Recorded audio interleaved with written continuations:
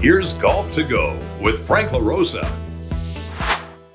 Andy Dolich has over 5 decades in the professional sports industry, including executive positions in the National Football League, the National Basketball Association, National Hockey League, and Major League Baseball. He currently is executive vice president of FCF, that's Fan Controlled Football, and certainly he is president of his own company, Andy Dolich Consulting. Andy Dolich also is one of the people who play the game and a friend of mine, and I'm glad to have him here. Welcome, Andy.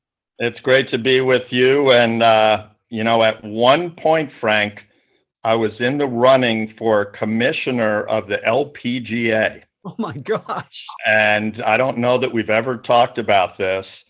And ultimately, I didn't get the nod. The person that they picked, his name was Bill Blue, if I remember correctly. And this is a long time ago, 20 plus years, maybe more. Sure. And I was down to 3 finalists, and they brought everybody to New York for their big annual dinner. And it was me, Blue, and a lady very, very competent who I worked with in Major League Baseball. And so they called me and said, sorry, you didn't get it, and you can go back to the West Coast. I went, okay. And at least the story that I remember, William Blue, who didn't last very long in the position, they thought he had built the whole concept of Kapalua, right? And golf at Kapalua and Hawaii and marketing and all the pro events that have been there. And it turns out that I guess they didn't do their due diligence. He was actually a brand manager for Kahlua, not Kapalua. Kapalua. That's great stuff. And that didn't happen. And as you know, the LPGA, although I think their current leadership is pretty strong, they went through a lot of people. No question. Yeah. And as you say, there's a position of strength at this point.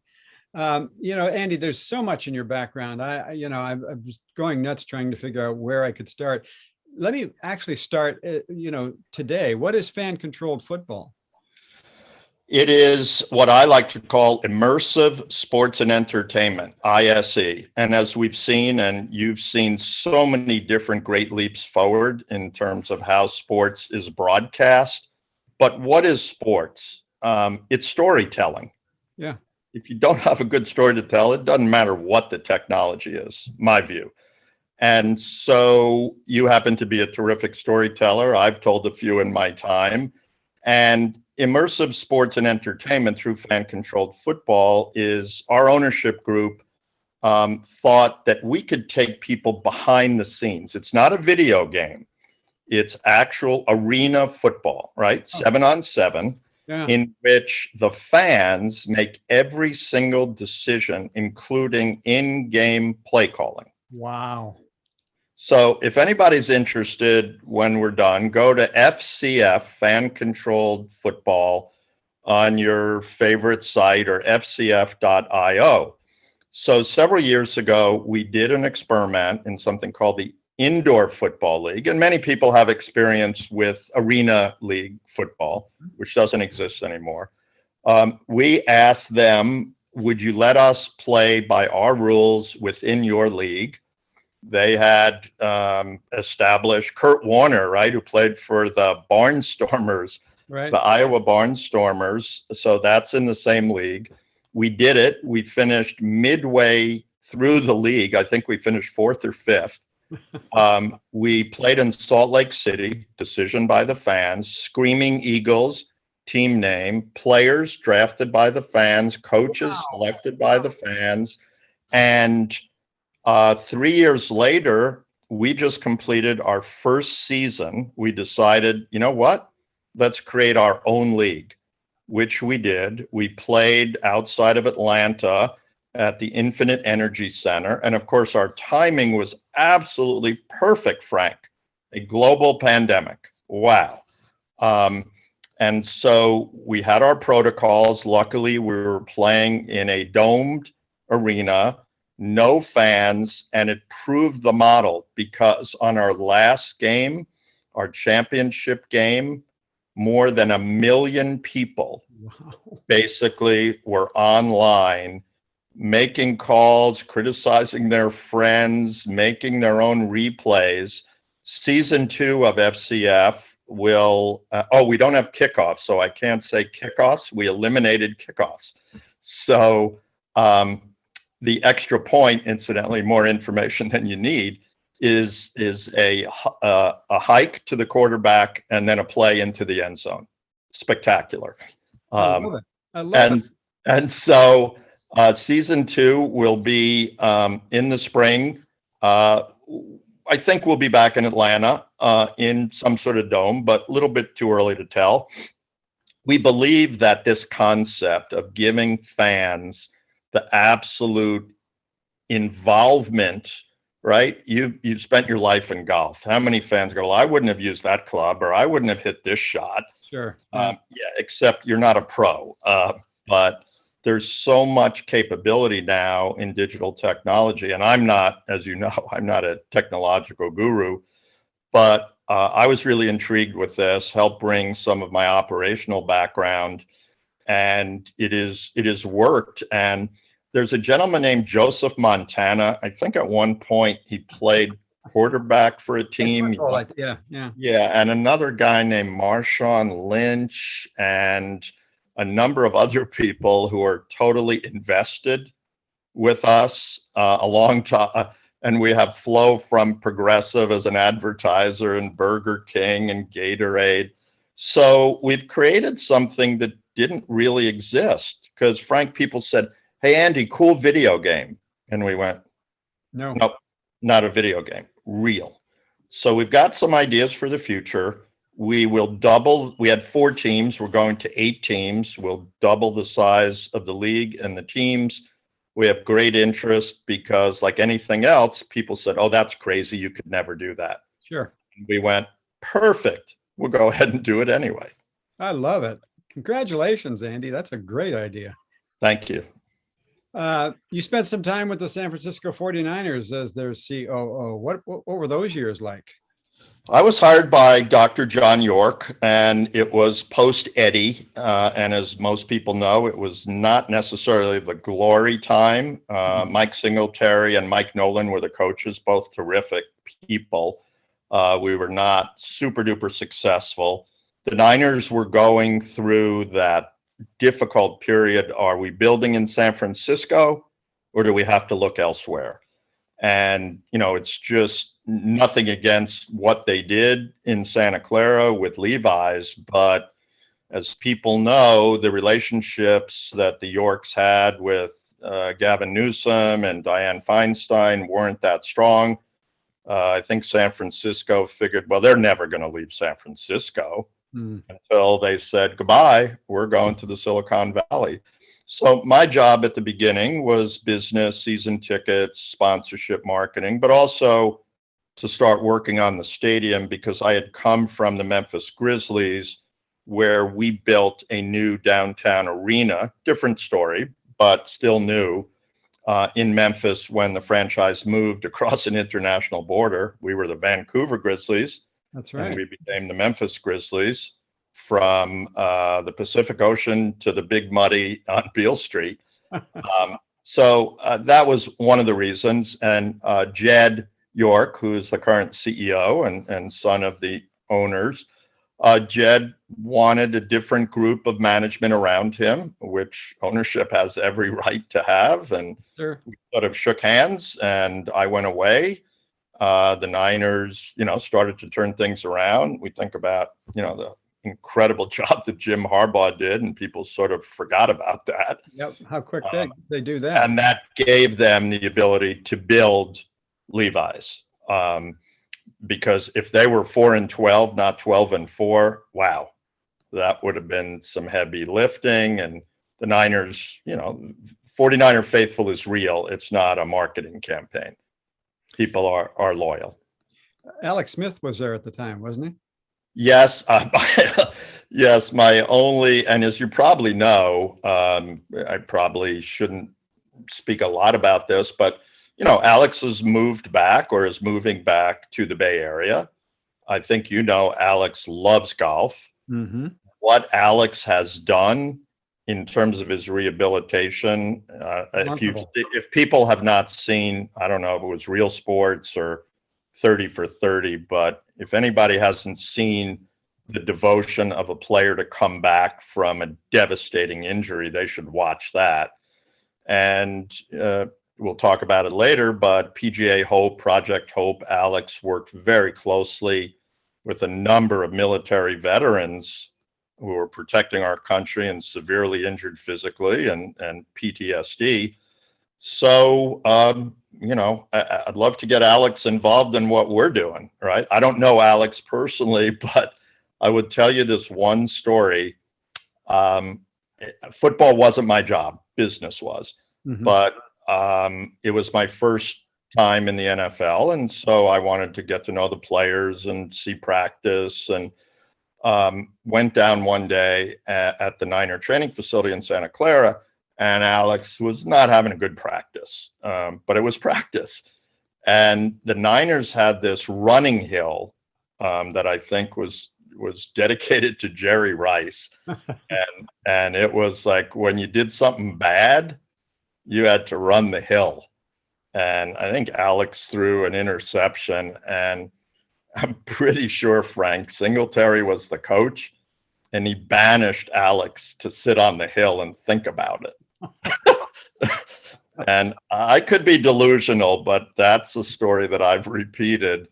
And Alex handled it, in an unbelievable professional manner, and came back in and, hit 6 passes in a row. But I don't know him personally, but everything that I've seen and heard, he just seems like such an incredible professional, and now has other ideas of what he wants to do with his life and his family. Yeah, it really is a feel-good story, ultimately. Yeah, for him. So your 49er years may not have been glory years with the team, but the 14 years you spent with the Athletics, that was pretty special. I would say so. Occasionally, I haven't seen him in a while, but Billy Beane, is the only guy that was portrayed in a movie, and he was better looking than the guy that portrayed him in the movie. But Billy is absolutely terrific. And my first involvement with Billy, if people who remember the movie, when the camera comes in from behind and it shows Billy realizing that his career is not going to happen as a Major League Baseball star. And Billy was massively successful high school football quarterback and baseball player. I think he came out the same year as Darryl Strawberry, but he sort of realized like it's not happening. That's when I first met Billy, and Sandy Alderson worked with Billy, and Billy became a major part of the American sports story and analytics, metrics, and Moneyball. But when I see Billy, and I don't wear rings, so all of my rings are in a safe deposit box at a secret location. But not controlled by fans. No, the first time I saw, I should think about that. Thank you for bringing that up. That Billy, I saw him at some event not long after the movie came out to great success. And I said, "Hey, Billy, I have something you don't have." And he kind of looked at me like, "What's that?" And I go, "A World Series ring." And he didn't take that all that well. So I worked under the Haas family. I had come from the East Coast, Washington, D.C., where I worked for Madison Square Garden Corporation. They owned a team in the old North American Soccer League, which has become Major League Soccer. And Walter Haas buys the Oakland A's from Charlie Finley in late 1980 for $11.2 million. Wow. Shortstops are making more than that. 11.2 million. How many crappy second basemen make $11.2 million and you don't even know who they are? Yeah. And you think about it, not that he isn't great. Mike Trout, $350 million. Holy cow. So Charlie Finley had 3 consecutive World Series, 72, 73, 74. Some of the greatest players in history. Mr. October and Vida and Blue Moon and Sal and everybody. but he just lost interest in trying to compete with much richer owners in the late 70s. The A's had fallen far down in attendance, marketing, or anything. And in a short period of time, we were very, very lucky. A gentleman named William Martin, Billy Martin, born in West Berkeley, was hired by Finley, not by the Haas's, hired by Finley, started to turn the team around. And then this young gentleman named Ricky Henley Henderson and Jose Canseco and Mark McGuire and Walter Weiss, Dennis Eckersley, Carney Lansford, Dave Parker, Tony La Russa, and on and on and on. And, you know, we got attendance back up to incredible numbers. We outdrew the Giants for 4 years in a row when the Giants were thinking about leaving the market. Remember that? Yep. Because why? They played in a real dump of a ballpark, Candlestick Park, and it took them a lot of effort, you know, to ultimately be in where they are now, which was Pac Bell that time, beautiful place, Oracle now. And I was there for 14 years. I think we were the only major professional sports team that created our own earthquake on live TV. Yes, indeed. Not good, but we did. We beat the Giants. Unfortunately, we lost to the Dodgers and that SOB Kirk Gibson's home run against Dennis Eckersley. And then I don't know how. I think this is something that Tony La Russa would tell you will always live with them. We lost to Cincinnati in '89. Marge shot and her dog Shotzi. But we won 1 out of 3, and I guess if we're going to beat the Giants, that was right. But of the multiple stops that I've had, the Haas family truly exemplified, Frank, three areas that I think are most important in sport, business, and life: teamwork, leadership, and trust. Mm. And you've talked to thousands of people and seen many, many organizations. How many of them over time really represent that day in and day out? Because you're dealing with the human element. Yeah, and zeroing in on all 3 is, you know, 1 or 2 is tough enough. Remarkable organization. Obviously, you have some thoughts on what's happening with the Athletics right now and their seeming inability to strike a deal with the city of Oakland. Where do you stand on all of this, and what do you think is going to happen? Well, I'm very loyal to the A's, the Oakland A's. If I knew what was going to happen, I would take whatever disposable income I had and probably not go to Vegas, but bet through Vegas. But seriously, we know that the Raiders left. The Warriors moved across the bay, and all 3 of those teams, you've been there many times, played on one footprint for literally 50 plus years. To think that all 3 could be gone is ripping the heart out of a marketplace. And sport, again, I would talk in 3s, heart, mind, and soul. They're private entities, we get that. But who owns them? Millions of fans own them. Just think about the Giants season ongoing. I had a baseball person call me today and said, "How do you explain the Giants this year?" I go, "I don't, but enjoy every moment of it." Yeah.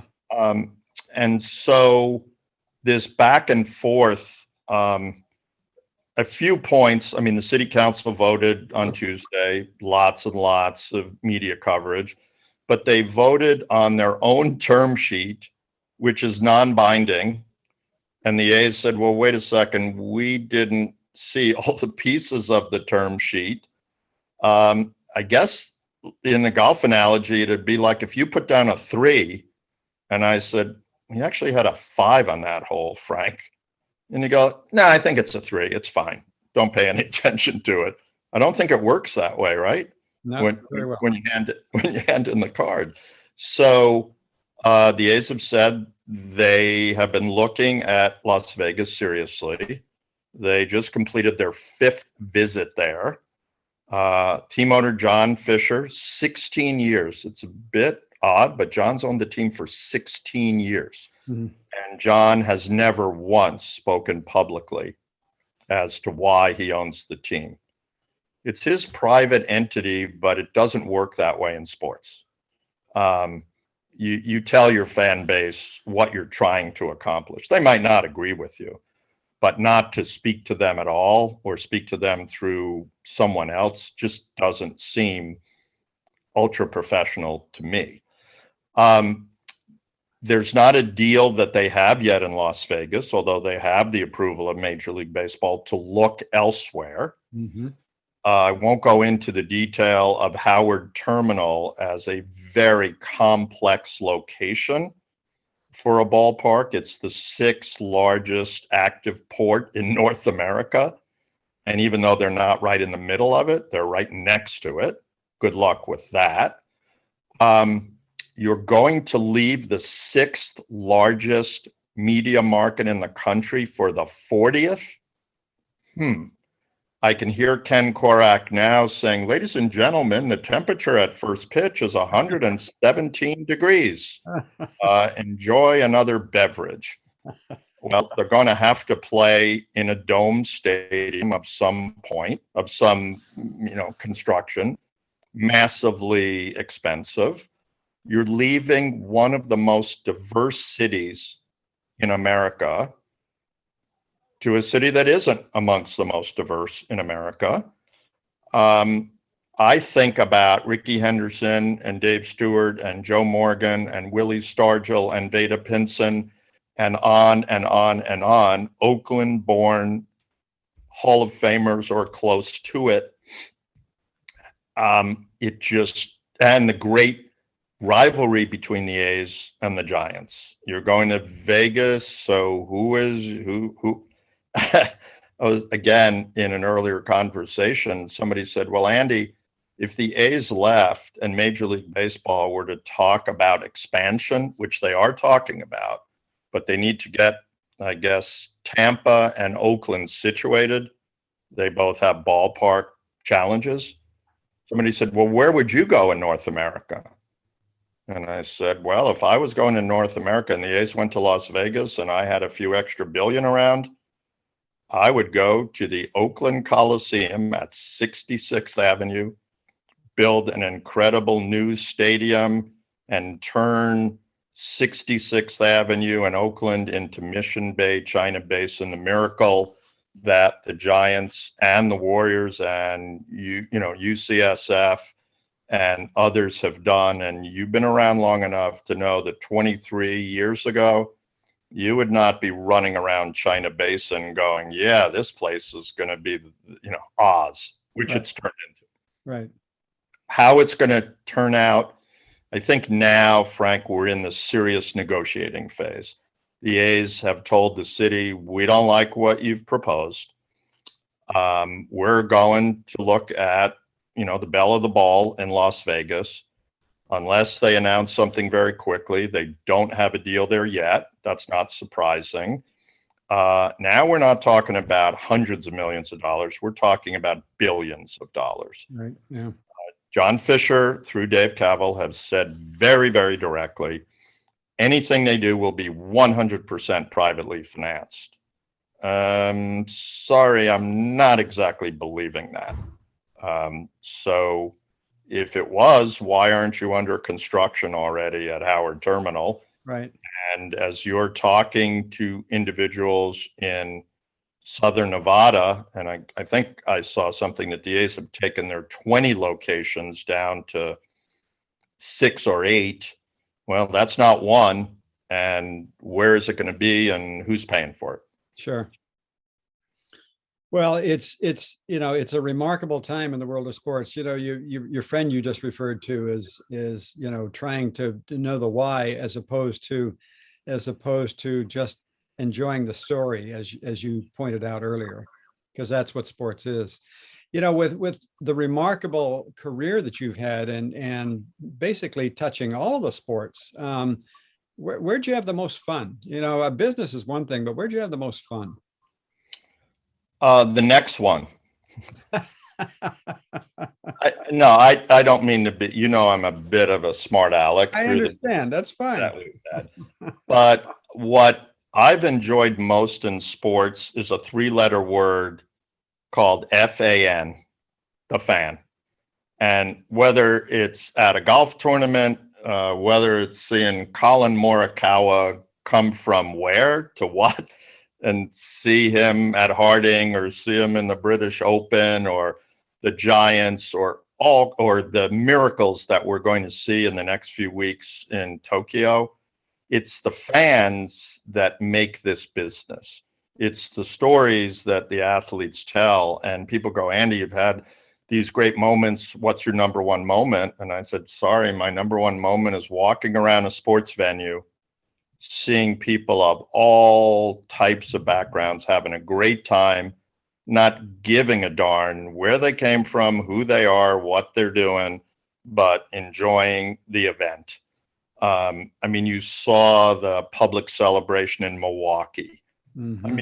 In what other realm of our society today could you see that? We've gone to sort of two teams politically and other side that don't necessarily see the same kind of teamwork, leadership, and trust. So what I've enjoyed the most is the ability to work with incredible men and women who I've been lucky enough to be in these multiple opportunities. And I'm great friends with Pat Gallagher, who helped craft the Giants and helped build Pac Bell Park. And he spent his entire sports career with the Giants. And he's always like, hey, Andy, can't you hold a job?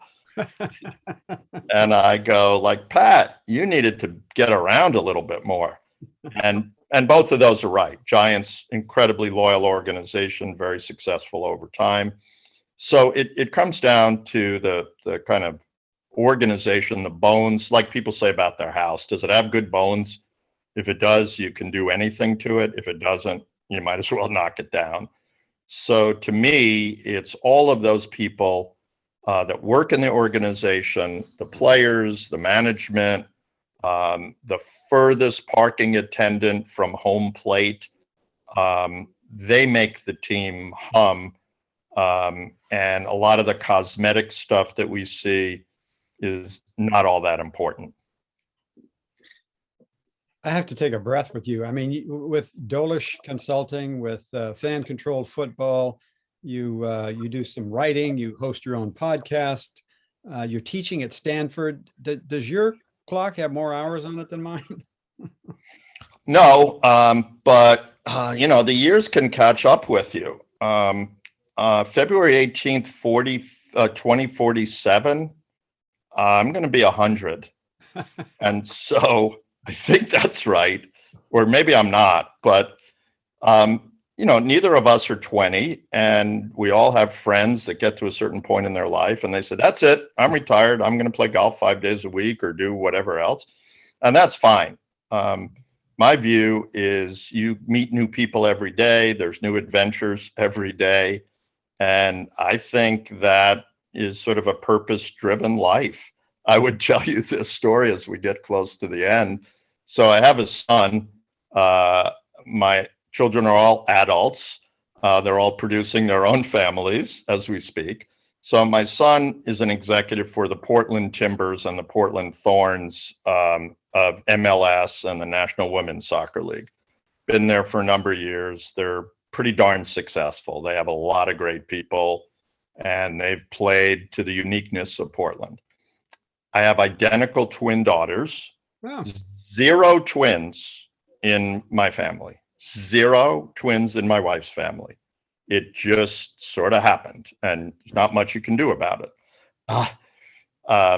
I remember, people love twins, right? They love to see multiples coming down the street, and people would always go, hey, Andy, how are the twins doing? Yeah. And I go, they're in 3rd place in the American League Central. They have names, you moron. Don't give me that twins crap.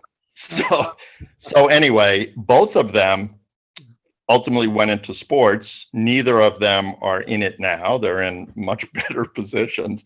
But when they were sophomores in college, and they were good athletes, but not they were not scholarship athletes. They went to D3 schools, played sports, and I asked one of my twin daughters, the mouthier of the two, I said, ladies, what are you going to do?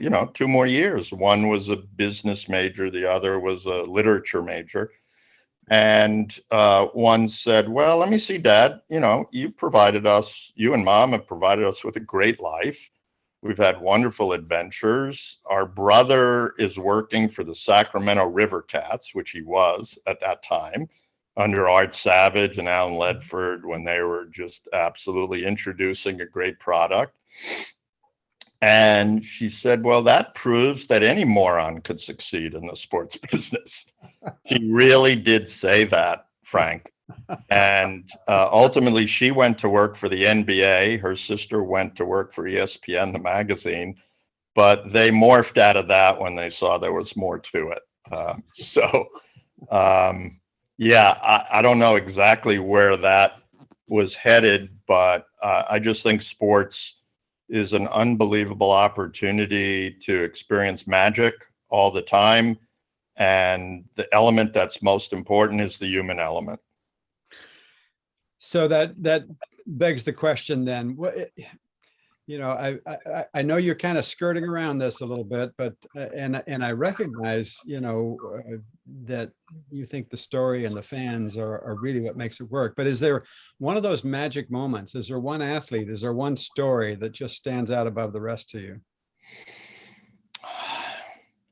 I know this sounds completely vacant, but I've had sort of so many great moments that there isn't. It literally, well, okay, I'll lie to you. I was sitting at an A's game. Again, I was there 14 years, and I would sit in my seats. I didn't sit in a suite or do anything like that. Yeah. And I had a corporate sponsor come to the game. And he goes like, have you ever gotten a foul ball? And I go, well, yeah, sort of.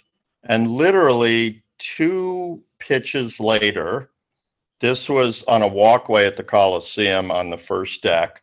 The ball bounces on the concrete into my hand, and I handed it to this sponsor. And he looked at me, and he could not think of anything to say. There isn't anything to say.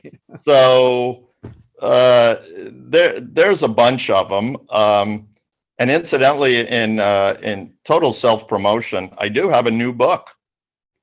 Which sounds like there was a book before it, which there was. But the new book, which you can see on Amazon, it's called LOL. And people go, oh, laugh out loud. What's it? Is it a comedy book? I go, no, it means loss of logo. So how many cards have you had in your career, Frank, with different logos on them? A bunch, right? Bunch, yeah, absolutely. Different radio stations, media companies, and a lot of people define themselves by what that logo is. Their logo, yeah. But that isn't them. You're Frank, I'm Andy. That's what defines you.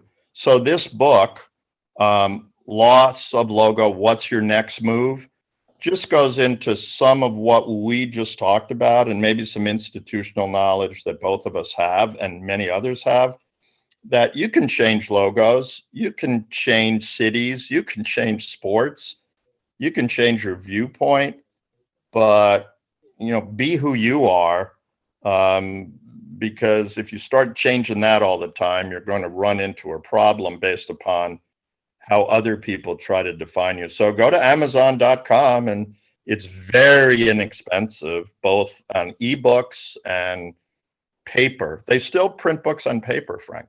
I've heard. I haven't seen one lately, but I've heard. I don't know.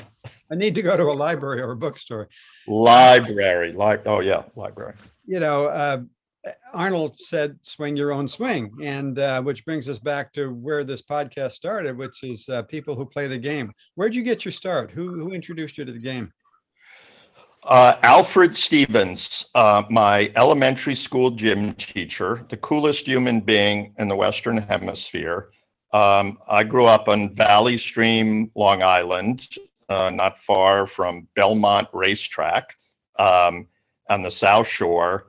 Alfred Stevens' father was a jockey agent. And I didn't know that until Alfred Stevens, the coolest young guy, gym teacher in an elementary school, would come in with a new Ford Thunderbird every year. How's that possible, right? On the salary of an elementary school gym teacher. This is yikes, this is like 1959 or something like that, 60. And Alfred Stevens, our elementary school had enrichment classes.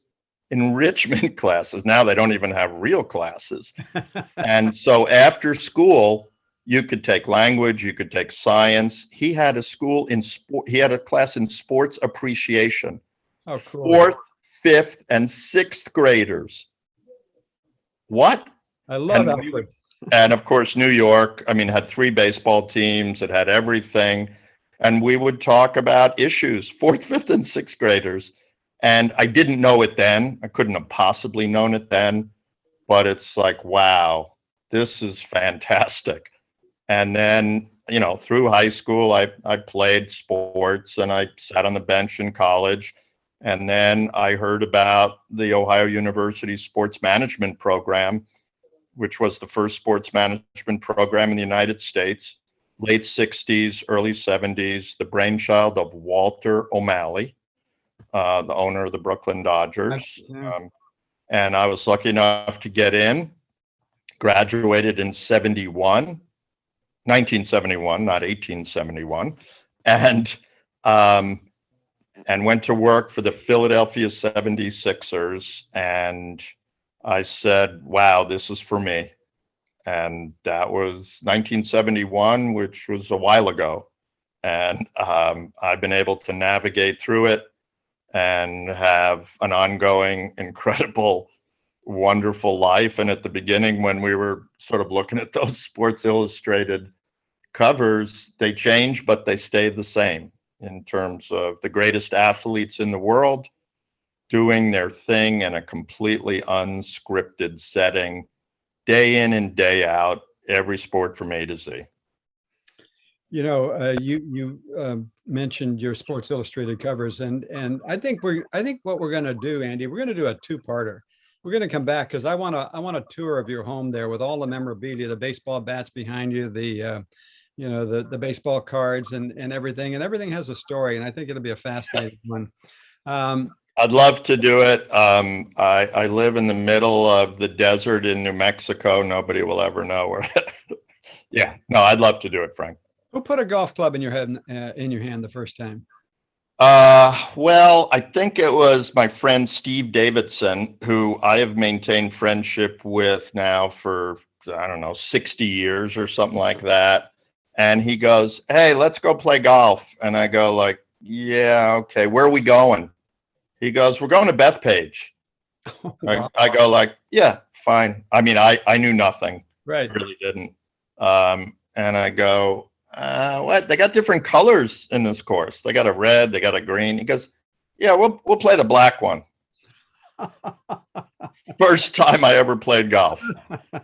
I shot 418, but I went, hey, this ain't bad. So, you know, grew up on Long Island. We had plenty of driving ranges. We had another place called Salisbury, multiple courses, you know, cost next to nothing. And those were the days, as you know, way before Bethpage Black became Bethpage Black. Yeah.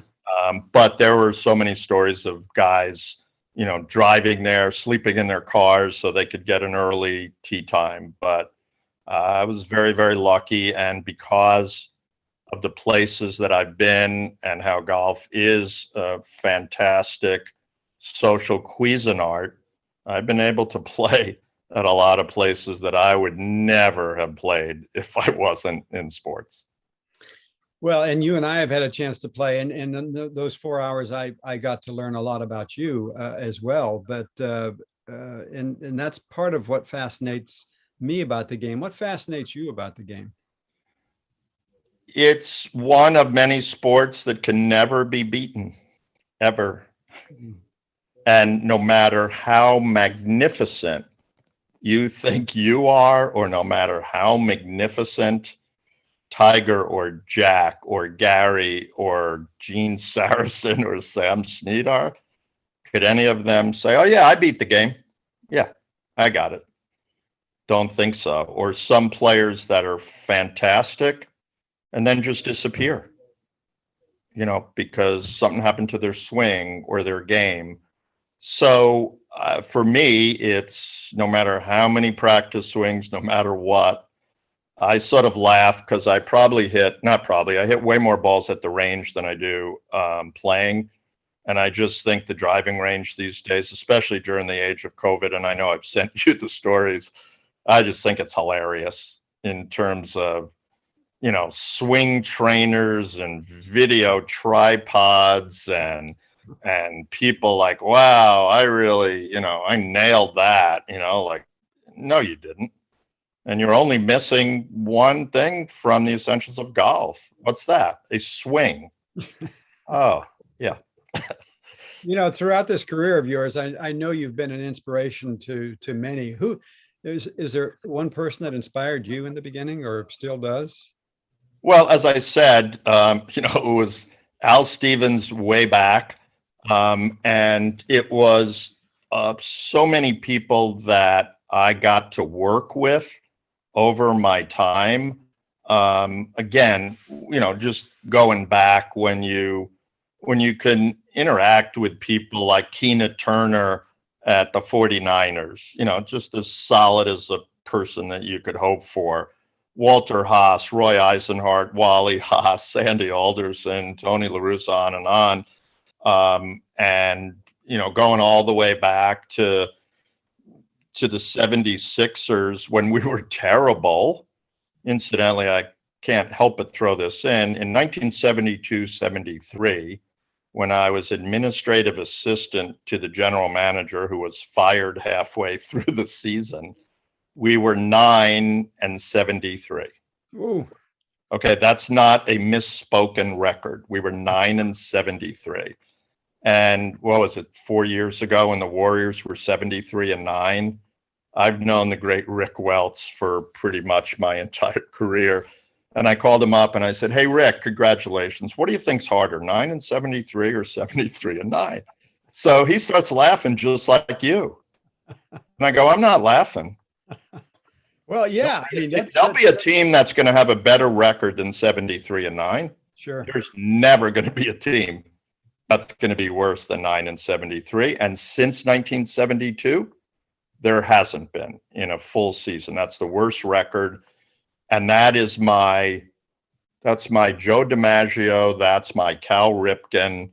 I always love to run to chaos. And that's the advice that I give so many young people that are interested in a career. Run to chaos. Run to places that you can make a difference, as opposed to, I want to go work. How many resumes will the Milwaukee Bucks have already gotten? And how many will whoever had the worst record in the NBA this year? You're an amazing man, Andy. What, you pretty much are an open book in terms of ask your question and you'll give me an answer. What would I be surprised to learn about you that I don't know? That I'm a serious ocean fisherman. Really? And that I can actually handle a working chainsaw. That pretty much covers all the things men have to do. How's that? And I have all my digits. I have not cut off anything. And I have caught a 250-pound yellowfin tuna.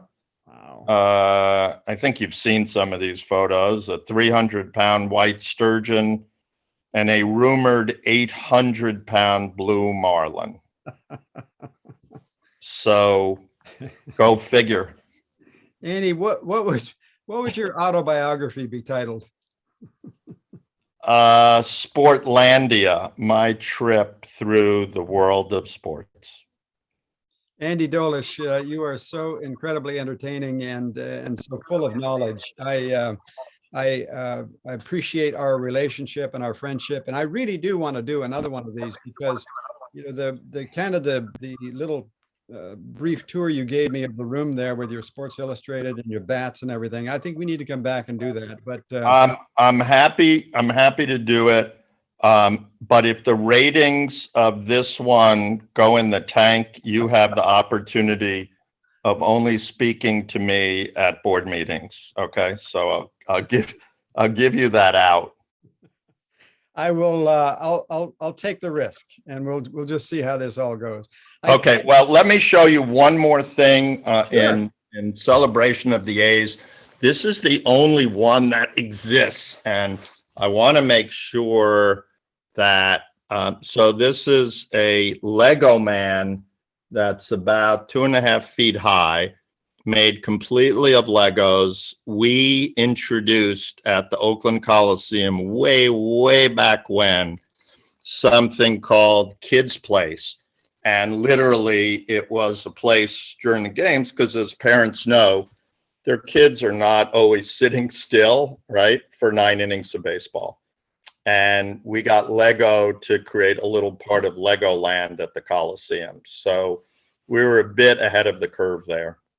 You're ahead of the curve on a lot of things, and taking the curve very fast, I think. But what a pleasure! What a great thrill this has been, and I look forward to Andy Dolich Part 2. How's that? You got it, and I'm going to have to dust the next time. All right, sounds good. Thanks. So we'll see you, Frank. Thank you very much. Bye-bye. Bye.